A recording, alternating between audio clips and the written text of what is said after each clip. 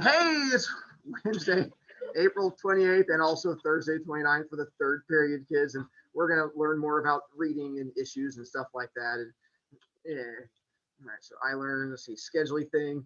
This, I think next week is my last week because I'm going to lock it into handout prices. So my goal is next week, we're going to give you guys a chance to do it on both the days we have school. And then whatever we finish out the end of next week, I lock it into place. I'm going to post it. I'm going to give the prizes out and stuff like that. So for those of you who are wanting to still do it and beat 30 seconds, you have next week.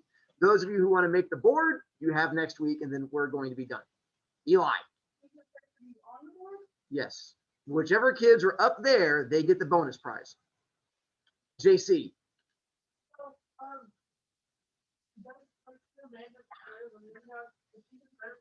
Yes. Cooper. Yeah, at this point, that's fine. You're already getting to lake grade, so that's fine. Go ahead.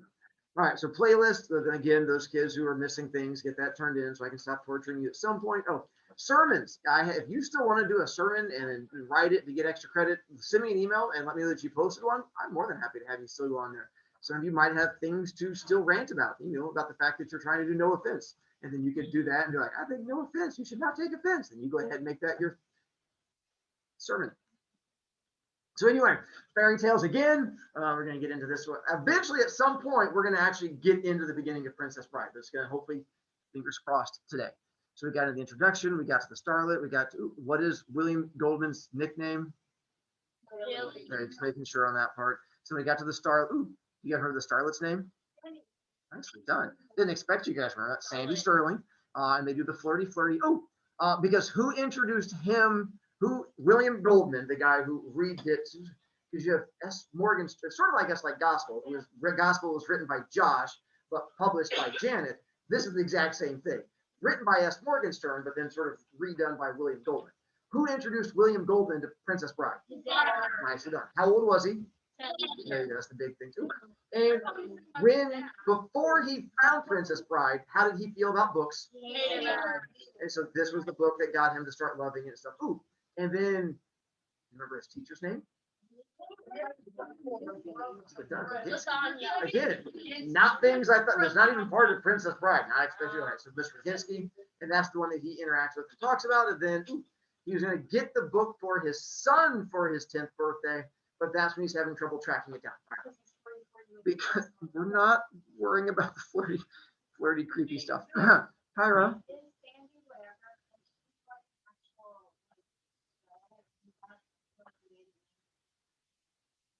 That's a solid question. I never looked it up. I'm assuming he did not use her real name. Plus, they're all from a long time ago, so like, honestly, I didn't really care a whole lot. Yeah, he talks about that at the end of the book, about the whole thing with the whole wife issue. That's actually a thing he's going to address at some point. The Sandy Sterling thing, I never really thought about that one. So I'm guessing he probably used a fake name. That's a solid question. All the years I've done this, who thought about that? Someday. Go you. Someday I'll care enough to actually try to IMDb her and see if she exists. But who knows? So there we have. Oh, then he did the boys and girls together. He talked about that and the step. All right. So then we are on page 21, where he is in the process of trying to track down the copy of the book and do the Collie thing. That's a book.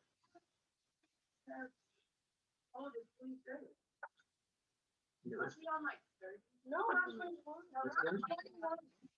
it's fun, dude.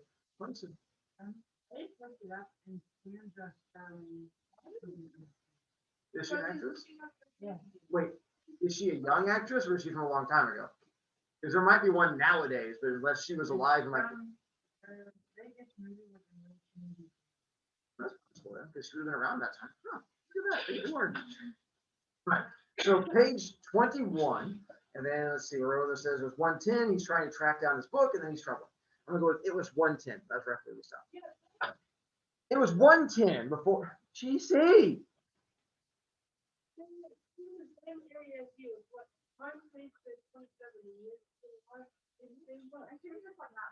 I don't know what to tell you. Right. Continuing. It was 110 before I had the list completed and rang off.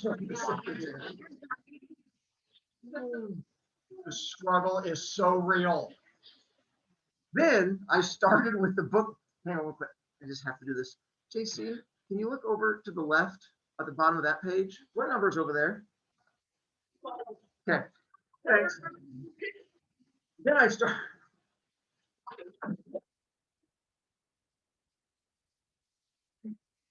Do this. I can do it. It's okay. We're going to get through it together. This is a teamwork thing. Then I started with the bookstores. Listen, I'm calling from Los Angeles on the Morgenstern book, The Princess Bride, and sorry, busy signal. Not for years. Another busy 1:35. Sandy swimming, getting a little angry too. She must have thought I was putting her on. I mean, I wasn't, but it sure looked that way. Sorry, I had a copy in December. No salt, man, sorry. This is a recorded announcement. The number you have dialed is not in working order. Please hang up. Nope.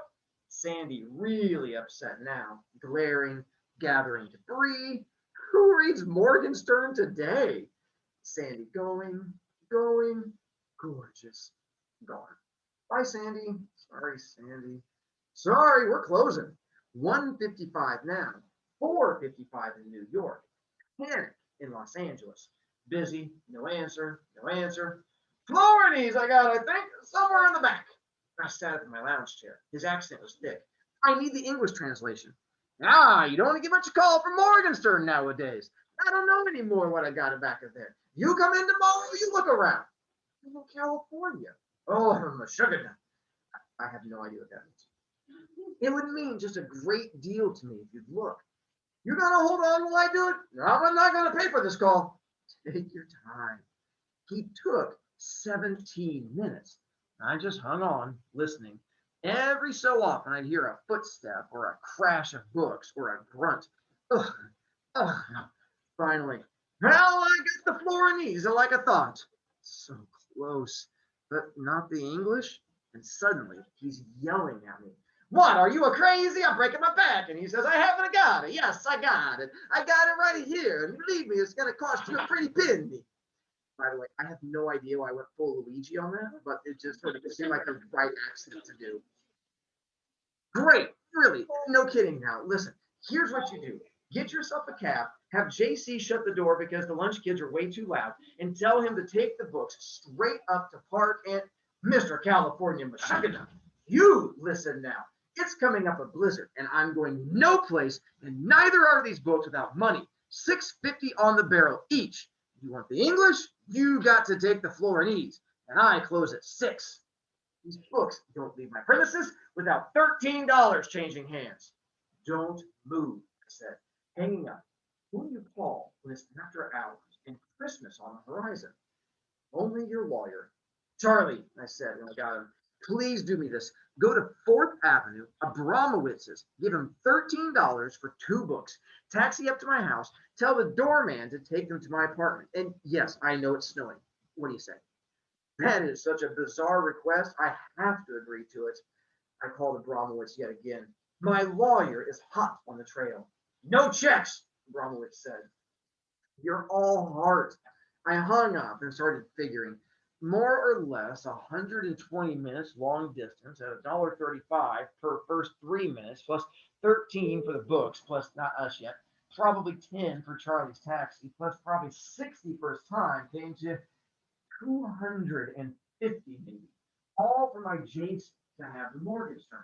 I leaned back and closed my eyes. 250, not to mention 2 solid hours of torment and anguish, and let's not forget Sandy Sterling. It was a steal. By the way, that's $250 of dinosaur time money, which probably puts it like over $1,000 today, if I had to guess. They called me at 7:30. I was in my suite. He loves the bike, Helen said. He's practically out of control. Babbo, I said. And your books came. Oh, what books? I said. Chevalier was never more casual. The Princess Bride, in various languages, one of them. Fortunately, English. Well, that's nice, I said, still loose. I practically forgot to ask to have them sent. How'd they get here? I called my editor secretary and had her scrounge up a couple copies. Maybe they had them at Harcourt. Who knows? They did have copies at Harcourt. Can you buy that? All right, I'll get to why the next page is probably. Hey, give me the kid. Hi, he said a second later. Hey, listen, Jason. Okay, we thought about giving you a bike for your birthday, but yeah, we decided against it. Boy, are you wrong. I got one already. Jason has inherited his mother's total lack of humor. I don't know. Maybe he's funny, and I'm not. We just don't laugh much together, is all I can say for sure. My son Jason is this incredible looking kid. You paint him yellow, he'd mop up for the school's sumo team, a blimp, all the time, stuffing his face. I watch my weight, and old Helen is only visible full front, plus on top of which she is this leading child shrink in Manhattan, and our kid can roll faster than he can walk. He's expressing himself through food, Helen always says. His anxieties. When he feels ready to cope, he'll slim down. Hey, Jason, Mom tells me this book arrived today, the Princess thing. I'd sure like it if maybe you'd give it a read while I'm gone. I loved it when I was a kid. Kind of interested in your reaction. Do I have to love it too? He was his mother's son, all right. Jason, no, listen. Exactly what you think. I miss you, Big Shot. I'll talk to you on your birthday. Boy, are you wrong. Today is my birthday. By the way, I also feel like I've nailed a 10-year-old boy voice. Feels like I'm right on target there. We bartered, we bantered a bit more, long past the due, as such to say. Then I did the same with my spouse and hung up, promising a return by the end of 1 week. It took two. Conferences dragged. Producers got inspirations that had to carefully get shot down. Directors needed their egos soothed. Anyway, I was longer than anticipated in Sunny Cow. Finally, though, I was allowed to return to the care and safety of the family. So I quick buzzed to LA Airport before anybody's mind changed. I got there early, which I always do when I come back because I had to load up my pocket with doodads and such for Jason. Every time I get home from a trip, he waddles to me hollering, let me see the pockets. And then he goes through all my pockets, taking out his graft. And once the loot is totaled, he gives me a nice hug. Isn't it awful what we'll do in this world to feel wanted? Let me see the pockets, Jason shouted, moving to me across the foyer. It was a supper time Thursday. While he went through his ritual, Helen emerged from the library and kissed my cheek, going, what a dashing looking fellow I have, which is also ritual. And laden with gifts, Jason kind of hugged me and waddled off to his room. Angelica is just getting dinner on, Helen said. You couldn't have timed it better. Uh, Angelica? Helen put her finger to her lips and whispered, it's her third day on, but I think she may be a treasure. I whispered back. What was wrong with the treasure we had when I left? She'd only been with us a week. She proved a disappointment, Helen said. That was all. Okay. Helen is this brilliant lady. Junior Phi Beta in college, every academic honor conceivable. Really, an intellect of startling breadth and accomplishment. Only she can't keep a maid. I mean, first, I guess she feels guilty having anybody, since most of the anybodies available nowadays are black or Spanish, and Helen is ultra super liberal. Second, she's so efficient, she scares them. She can do everything better than they can, and she knows it, and she knows they know it. Third, once she's got them panicked, she tries to explain, being an analyst, why they shouldn't be frightened. And after a good solid half-hour ego search with Helen, they're really frightened. Anyway, we've had an average of 4 treasures a year for the last few years. We've been running in a bit of bad luck, but it'll change. Just as reassuringly as I knew how. I used to heckle her about the health problem, but I learned that was not necessarily wise. Dinner was ready a little later, and then I realized I was hungry for lunch and it was time to stop.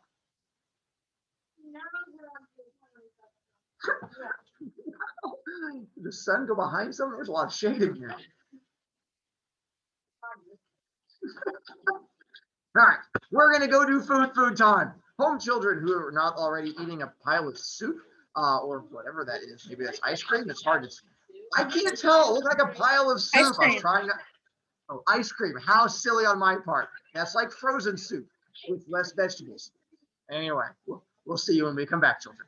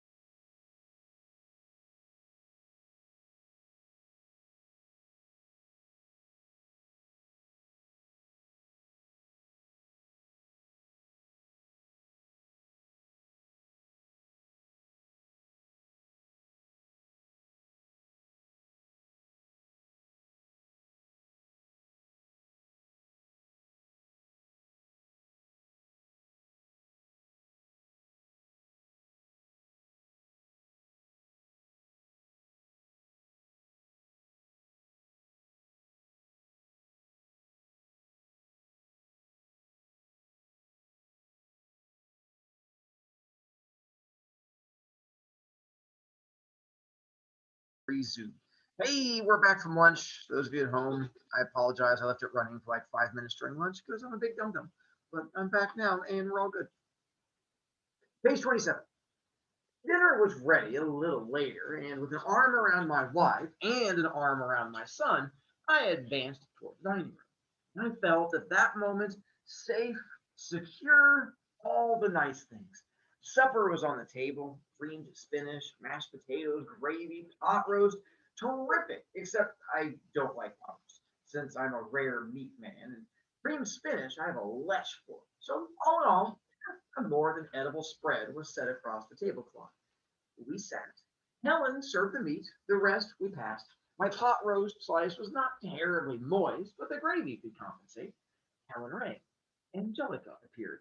Maybe 20 or 18, swarthy, slow moving. Angelica, Helen began. This is Mr. Goldman. I smiled, said, hi, waved the fork. She nodded back.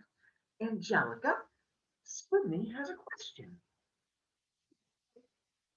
Well, I mean, at this point, we're thinking he had sold several books, so yeah, he was well into his "I'm a famous author" thing. So yeah, he was doing correct.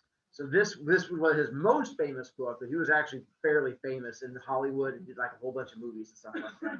He's like a big actual real person prior to dying. Eli. Swarthy is usually have like I don't know if you got that reference. They talk about like a guy being tall, dark, and handsome, has like the dark complexion. He feels he's like ooh, just kind of it's hard to describe. Attractive in dark haired and dark skinned. I guess is the way of looking at it. Yeah.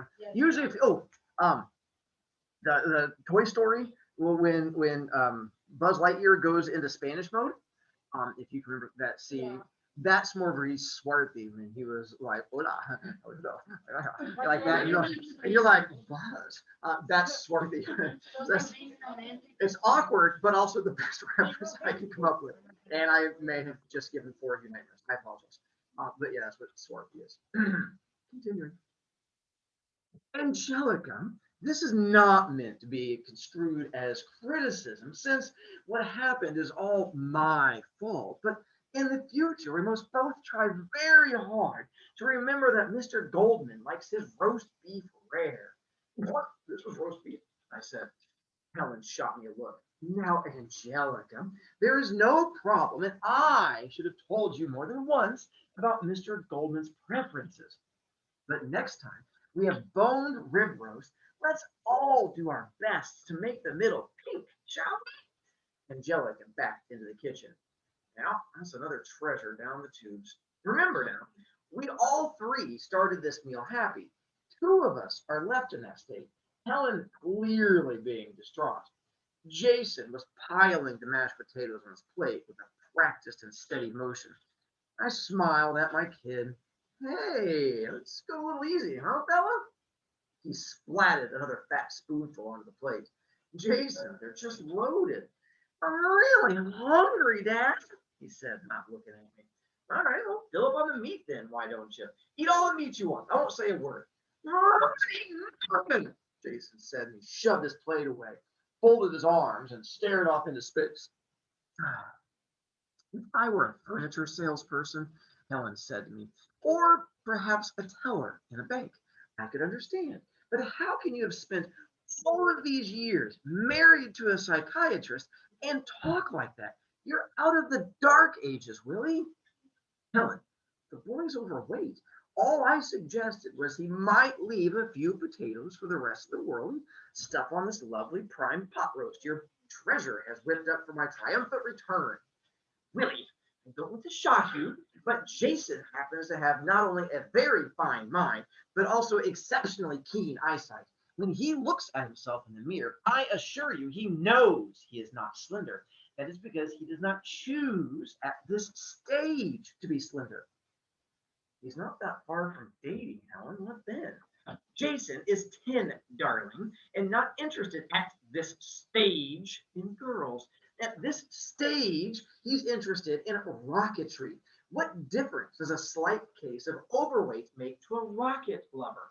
When he chooses to be slender, I assure you, He has both the intelligence and the willpower to become slender. Until that time, please, in my presence, do not frustrate the child. Sandy Sterling in her bikini was dancing behind my eyes. I'm not eating, and that's it. Sweet child, Helen said to the kid in that tone she reserves on this earth only for such moments. Be logical. If you do not eat your potatoes, you will be upset, and I will be upset. Your father clearly is already upset. But if you do eat your potatoes, I shall be pleased. You will be pleased. Your tummy will be pleased. We can do nothing about your father. You have it in your power to upset all or one, about whom, as I have already said, we can do nothing. Therefore, the conclusion should be clear. But I have faith in your ability to reach it yourself. Do it too, Jason. He began to stuff it in. If you're wondering, does he have a really happy marriage and home life? And the answer is, yeah, absolutely. Things are going swimmingly. No offense. I think that was the right place. He began to stuff it in. You're making a poof out of that kid, I said. Only not loud enough for anybody but me and Sandy to hear. Then I took a deep, deep breath because whenever I come home, there's always trouble, which is because, Helen says, I bring tension with me. I always need inhuman proof that I've been missed, that I'm still needed, loved, etc. All I know is I hate being away, but coming home is the worst. There's never really much chance to go into, well, what's new since I'm gone? Chit chat, saying that Helen and I talk every night anyway. And I'll bet you're a whiz on that bike, I said then. Maybe we'll go for a ride this weekend. Jason looked up from his potatoes. I really love the book, Dan. It was great.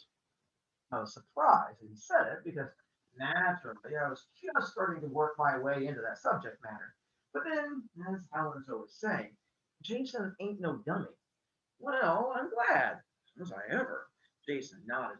Maybe it's even the best I read in all my life. JC. What's up, Max? The passes.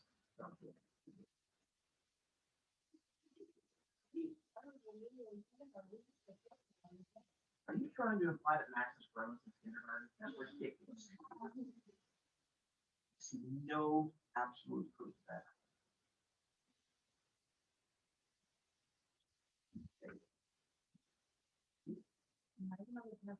Ooh, yeah, no, he was gone during that time. It was a good try. It was very nice, sweet talking on your part.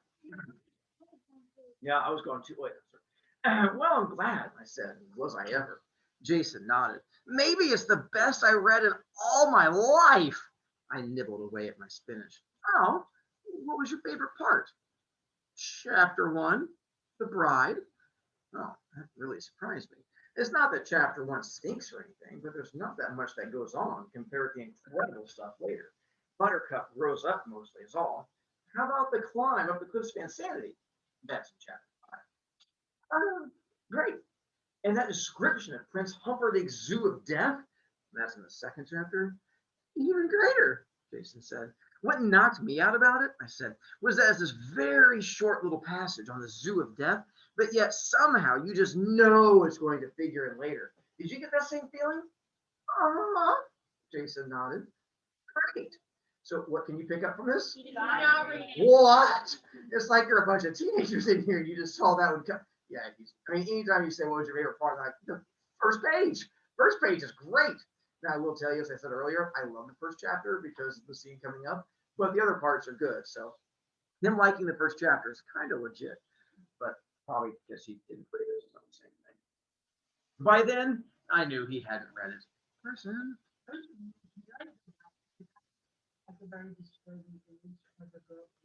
There you go. I'll show you the map of Florida and Gilder that you're ready to talk about. That might help a little bit. And yes, I agree. This is a weird image. He tried to read it, Helen cut in. He did read the first chapter. Chapter 2 was impossible for him. So when he'd made a sufficient and reasonable attempt, I told him to stop. Different people have different tastes. I told him you'd understand, Willie. Of course I understood. I just felt so deserted, though. I didn't like it, Dan. I wanted to. I smiled at him. How could he not like it? Passion, duels, miracles, giants, true love. You're not eating the spinach either, Helen said. I got up. Time changed. I'm not hungry. She didn't say anything until she heard me open the front door. Where are you going? She called then. If I'd known, I would have answered. I wandered through December, no top coat. I wasn't aware of being cold, though. All I knew was I was 40 years old, and I didn't mean to be here when I was 40, locked with this genius shrink wife, this balloon son. It must have been 9 o'clock when I was sitting in the middle of Central Park, alone, no one near me, no other bench occupied. That was when I heard the rustling in the bushes. It stopped.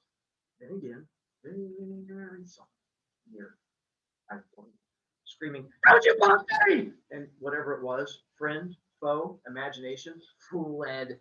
I could hear the running, and I realized something. Right then, at that moment, I was dangerous.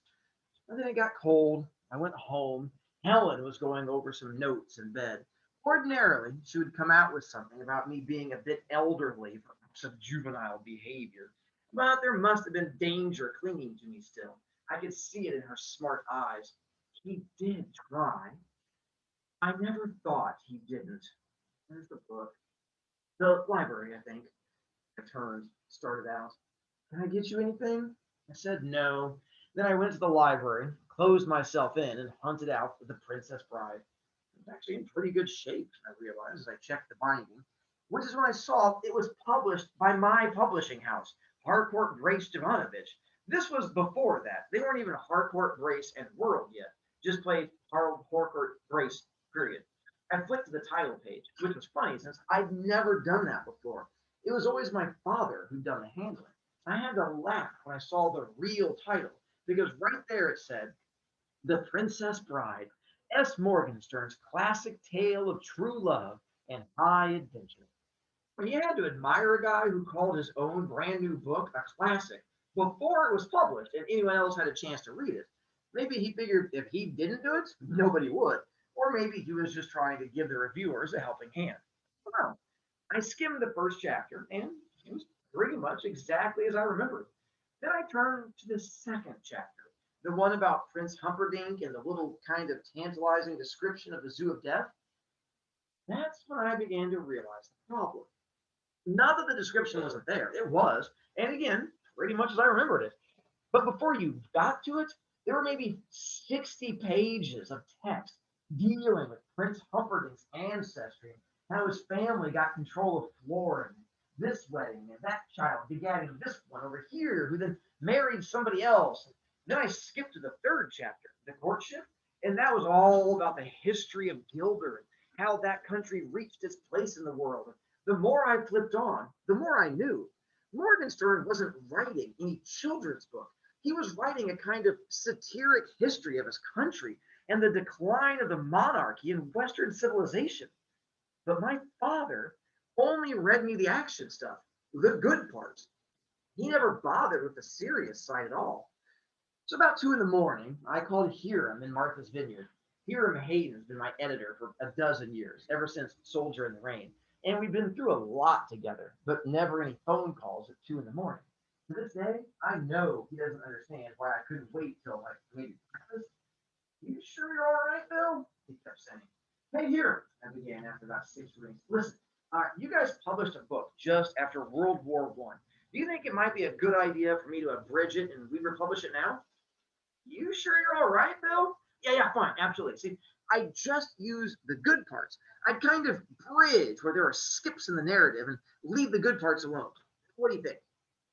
Bill, it's 2 in the morning up here. Are you still in California? I acted like I was all shocked and surprised, so he wouldn't think I was a nut. Oh, I'm sorry, Hiram. Oh my God, what an idiot! It's only 11 o'clock in Beverly Hills. Do you think you could ask Mr. Jovanovich though? You mean now? Tomorrow or the next day? No big deal. I'll ask him anything. Only I'm not quite sure I'm getting an accurate reading on exactly what you want. You sure you're all right, Bill? I'll be in New York tomorrow. I'll call you then about the specifics, okay? Did you make it a little earlier in the business day, Bill? I laughed and we hung up, and I called Zig in California. Everett Ziegler has been my movie agent for maybe 8 years. He did the Butch Cassidy deal for me. I woke him up too. Hey Zig, could you get me a postponement on the Stepford Wives? There's this other thing that's come up. You're contracted to start now. How long of a postponement? I can't say for sure. I've never done an abridgment before. Just tell me what you think they do. I think if it's a long postponement, they threaten to sue and you'd end up losing the job. Well, it came out pretty much as he said. They threatened to sue, and I almost lost the job and some money, and I didn't make any friends in the industry, as those of us in showbiz call movies. But the abridgment got done, and you hold it in your hands. The good parts version. So why did I go through all that? Helen pressured me greatly to think about an answer. She felt it was important that she know necessarily, sorry, not that she know necessarily, but that I know. Because you acted crackers, Willie boy. You had me truly scared. So why? I never was worth beans at self-scrutiny. Everything I write is impulse. This feels right, that sounds wrong, like that. I can't analyze, not my own actions anyway. I know I don't expect this to change anybody else's life the way it altered mine. But take the title words, true love and high adventure. I believed in that once. I thought my life was going to follow that path, prayed that it would. Obviously, it didn't. But I don't think there's high adventure left anymore. Nobody takes out a sword nowadays and cries, "Hello, my name is Inigo Montoya. You killed my father." And true love, you can forget about too. I don't know if I love anything truly anymore beyond the porterhouse at Peter Luger's and the cheese enchilada at El Pandor's. Sorry, El Parador's. Sorry about that, Helen. Anyway, here's the good parts version. S. Morgenstern wrote it. My father read it to me, and now I give it to you. What you do with it will be more than passing interest to us all. New York City, Dinosaur Times. Chapter 1, The Bride. Now we get to officially begin. So with the book, this is all based on real life people because Morgenstern was writing it about his country, which we're going to get to here, this whole Floor and Gilder thing. And so he's doing what's called satire of his real life family, or not his family, but his country. So the people they talk about were the actual people that were like the rulers during that time period. So he's making references to real people, but he's doing it in a mocking way. So as we get into this opening part, this is where that whole me kept talking about my humor thing came in. He's basically making fun of all of these royal people as he tells the story. Sassy? Yeah. You raising your hand, sweetie? You're okay. I thought you had your hand up. I was just trying to not ignore you. So there. Hang on a second. So let's get into it. That's it. Chapter 1. Oh, sorry. As we get into this first part, we're going to get closer to the actual not being as confusing here shortly. But it opens up with them doing, if you guys ever saw like magazines do like the hottest people in America kind of thing, like a countdown list. He sort of was making fun of that in this opening part of it, even though they won a whole bunch back then. But he's talking like the top 10 hottest people list. He's sort of building up to the top 10 hottest women list. So this first part he's doing is the people are real, but the list is made. We'll figure it out in a second. Be prepared to be confused, but I have faith in you get through it. Chapter 1. The year that Buttercup was born, the most beautiful woman in the world was a French scullery maid named Annette. Annette worked in Paris for the Duke and Duchess de Guiche, and it did not escape the Duke's notice that someone extraordinary was polishing the pewter.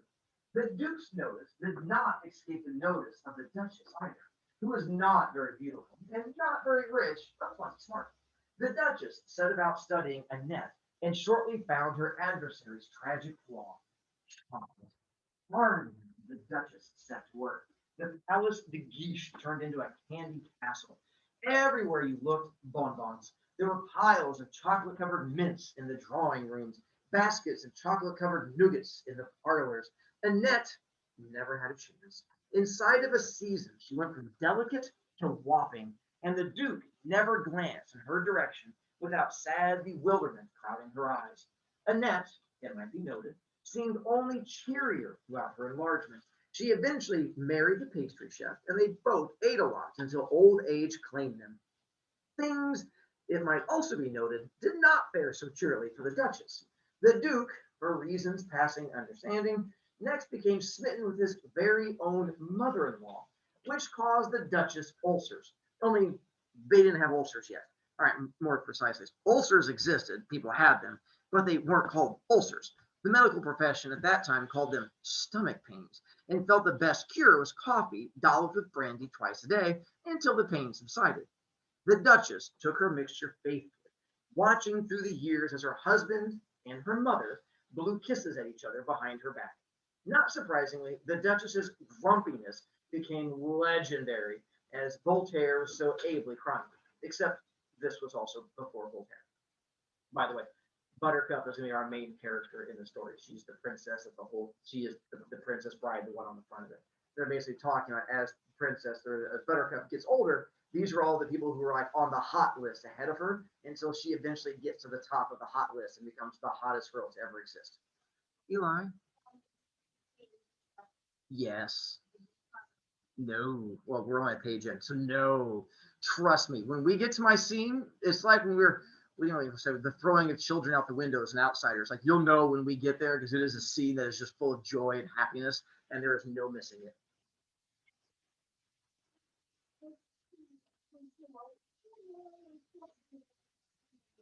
Good research.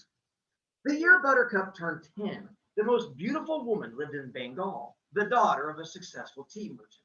This girl's name was Aluthra, and her skin was a dusky perfection, unseen in India for 80 years.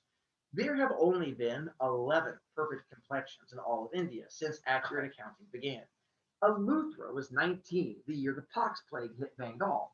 The girl survived, even if her skin did not. When Buttercup was 15, Adela Terrell of Sussex on the Thames was easily the most beautiful creature. Adela was 20, and so far did she outdistance the world that it seemed certain she would be the most beautiful for many, many years. But then one day, one of her suitors, she had 104. You guys know what a suitor is? A suitor is a dude that's trying to date you. And so basically, they're ones that keep trying. If you're a hot girl and a princess, like all the princes who line up, they're like, I want to marry you. Those are called suitors. So they're all nowadays you'd call them simps. They're all the ones that are just lined up trying to go out. So she is. So one day, one of her suitors, she had 104 of them, exclaimed that without question, Adela must be the most ideal item yet spawned. Adela, flattered, began to ponder on the truth of the statement. That night, alone in her room, she examined herself pore by pore in her mirror. This was after mirrors. It took her until close to dawn to finish her inspection.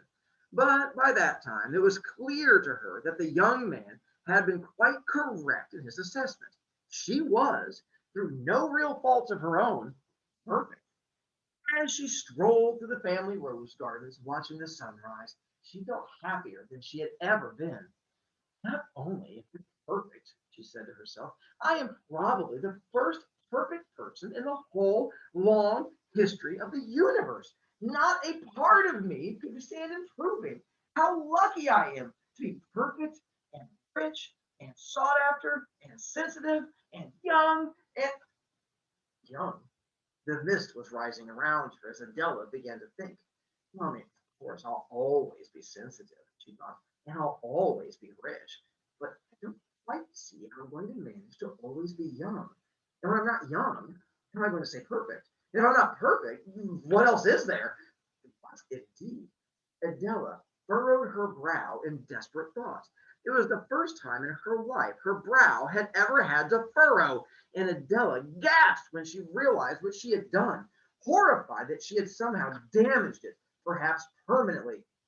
Again, your brow is this thing right here. Furrowing it is when you make like the little wrinkles that go into it when you do like a thinky thing. And apparently she'd never had to think before. She was like, and she thought she broke her head because she had to think for the first time. Poor girl, I know. I think her last name is Kardashian. Which somehow damaged, perhaps permanently. She rushed back to her mirror and spent the morning. And although She managed to convince herself that she was still quite as perfect as ever. There was no question she was not quite as happy as she had been. She had begun to fret, meaning worry. The first worry lines appeared within a fortnight, not the game. The first wrinkles within a month. And before the year was out, creases abounded. She married soon thereafter the self-same man who accused her of sublimity and gave him merry hell for many years. Buttercup, of course, at 15, knew none of this. And if she had, would have found it totally unfathomable. How could someone care if she were the most beautiful woman in the world or not? What difference could it have made if you were only the third most beautiful or the sixth? Buttercup at the time was nowhere near that high, being barely in the top 20, and that primarily on potential, certainly not on any particular care she took of herself. She hated to wash her face. She loathed the area behind her ears. She was sick of combing her hair and did so as little as possible. What she liked to do, preferred above all else really, was to ride her horse and taunt the farm boy. The horse's name was the horse. Buttercup was never long on imagination, and it came when she called it, went where she steered it, did what she told it. The farm boy did what she told him to. Actually, he was more a young man now, but he'd been a farm boy when orphaned. He had come to work for her father, and Buttercup referred to him that way still. Farm boy, fetch me this. Get me that. Quickly, lazy thing. Trot now, or I'll tell father. As you wish. That was all he ever answered. As you wish. Fetch that, farm boy. As you wish. Dry this, farm boy. As you wish. He lived in a hovel out near the animals, and according to Buttercup's mother, he kept it clean. He even read when he had candles. I'll leave the lad an acre in my will, Buttercup's father was fond of saying. They had acres then. You'll spoil him, Buttercup's mother always answered. He has slaved for many years. Hard work should be rewarded. Then, rather than continue the argument, they had arguments then too, they would both turn on their daughter. You didn't bathe, her father said. I did, from Buttercup. Not with water, her father continued. You reek like a stallion. We've been fighting all day, Buttercup explained. You must bathe, Buttercup, her mother joined in. The boys don't like their girls to smell of stables. Oh, the boys, Buttercup fairly exploded. I do not care about the boys. Horse loves me, and that is quite sufficient. She said that speech loud, and she said it often. But, like it or not, things were beginning to happen. Shortly before her 16th birthday, Buttercup realized that it had now been more than a month since any girl in the village had spoken to her. She had never been close to girls, so the change was nothing sharp. But at least before, there were head nods exchanged when she rode through the village or along the cart tracks. But now, for no reason, there was nothing. A quick glance away as she approached. That was all. Buttercup cornered Cornelia one morning at the blacksmith's and asked about the silence. I should think, after what you've done, you'd have the courtesy not to pretend to ask, came from Cornelia. What have I done? What? What? You've stolen them. With that, Cornelia fled. But Buttercup understood. She knew who them was. The boys. The village boys. The beak-witted, feather-brained, rattle-skulled, clod-pated, dim-domed, noodle-noggin, sap-headed, lump-knobbed boys. How could anybody accuse her of stealing them? Why would anybody want them anyway? What good were they? All they did was pester and vex and annoy. Can I brush your horse, Buttercup? Thank you, but the farm boy does that. Can I go riding with you, Buttercup? Thank you, but I really do enjoy myself alone. You think you're too good for anybody, don't you, Buttercup? No, I don't. I just like riding by myself, that's all. A quick timeout for those of you who are not used to human interaction. What are the boys doing with Buttercup? Good job making sure the flirting thing. How do the other girls in town feel about Buttercup? Yeah, so that's the issue. Because she is like the 20th hottest girl in the entire world, all the boys are spending their time flirting with her, and all the girls hate her. Don't worry, it's about to get really awkward in just a moment. But throughout her 16th year, even this kind of talk gave way to stammering and flushing, and at the very best, questions about the weather. Do you think it's going to rain, Buttercup? I don't think so. The sky is blue. Well, it might rain. Yeah, I suppose it might. You think you're too good for anybody, don't you, Buttercup? What? No, I just don't think it's going to rain. That's all. Apparently, she's also not very good at flirting, too.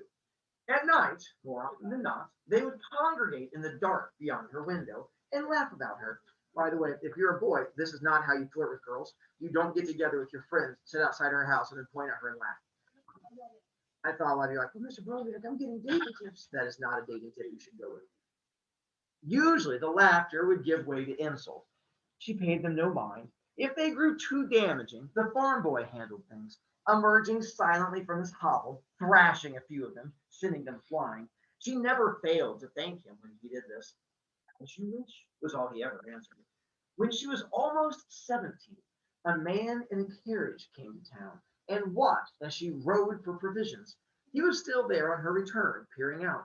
She paid him no mind, and indeed, by himself, he was not important, but he marked a turning point.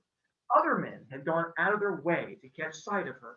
Other men had even ridden 20 miles for the privilege, as this man had. The importance here is that this was the first rich man who had bothered to do so, the first noble. And it was this man, whose name is lost to antiquity, who mentioned Buttercup to the count. To fully make sure you grasp the awkwardness of this, this is a random stranger who is now just parked on a road watching her go by just so that he can see how hot she is. And he is not the first man to do so. Apparently, this is a hobby that many of the different men do. They show up just to watch her ride by. And then finally, this guy is a rich man who then passes her name along to like the local, like richie guy and stuff like that. But on the bright side, at least he's not on his iPad losing points. So that's at least something to go along those lines. So now, oh, by the way, some parts here, you might be picking up on some of the humory bits as we get into it, because we'll definitely, as we get farther into it, he starts getting a wee bit more sassy. The land of Florin, which is why I put the map up there for those of you, because Florin and Gilder no longer exist. They were one of those countries that got sort of phased out, both of them, like way back when. So this is where they're talking about. There were these little tiny countries that were back in this area. Then I don't know what that means. So yes, the land of Florin was set between where Sweden and Germany would eventually settle. This was before Europe. In theory, it was ruled by King Lotharen and his second wife, the Queen. But in fact, the king was barely hanging on, could rarely tell day from night, and basically spent his time in muttering. He was very old. Every organ in his body had long since betrayed him, and most of his important decisions regarding Florin had a certain arbitrary quality that bothered many of the leading citizens. Prince Humperdinck actually ran things. If there'd been a Europe, he would have been the most powerful man in it. Even as it was, nobody within 1,000 miles wanted to mess with him. The Count was Prince Humperdinck's only confidant. His last name was Rugen, but no one needed to use it. He was the only Count in the country, the title having been bestowed by the prince as a birthday present some years before, the happening taking place naturally at one of the Countess's parties. The Countess was considerably younger than her husband. All of her clothes came from Paris. This was after Paris. And she had superb taste. This was after taste, too, but only just. And since it was such a new thing, and since the Countess was the only lady in all Florence to possess it, is it any wonder she was the leading hostess of the land? Eventually, her passion for fabric and face paint caused her to settle permanently in Paris, where she ran the only salon of international consequence. For now, she busied herself with simply sleeping on silk, eating on gold, and being the single most feared and admired woman in Florinese history. If she had figure faults, her clothes concealed them. If her face was less than divine, it was hard to tell when she got done applying substances. This was before glamour, but if it hadn't been for ladies like the Countess, there never would have been a need for its invention. In sum, the Rugans were a couple of the week in Florida and have been for many years. Okay, this is me. And by me, this is William Goldman talking.